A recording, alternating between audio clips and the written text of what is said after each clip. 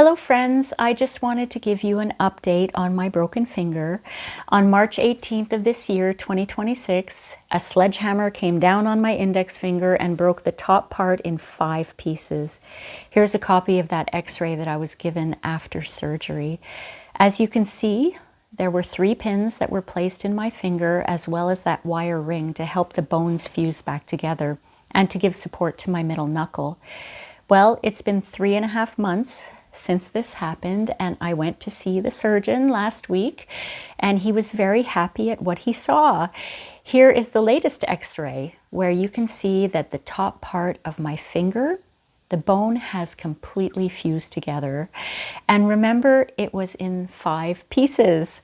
I showed this x-ray to a few friends and we joked that it was kind of like an E.T. moment because the doctor is holding up the tip of my finger with his fingers. An E.T. moment. I've seen a physiotherapist a few times and I'm lucky enough that she's okay with following up through email. She showed me a lot of exercises to do and I do them every day. The diagnosis in March was that my finger would likely have to be amputated.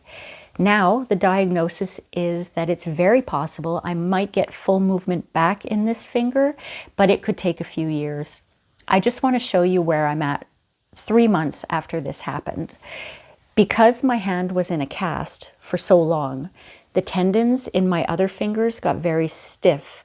When the cast came off in April, I couldn't even move my fingers. Now I can touch my pinky and my ring finger to my hand. It hurts, but I can do it. The middle finger, I still have a long way to go to reach. And the index finger, well, this is as far as I can bend it right now.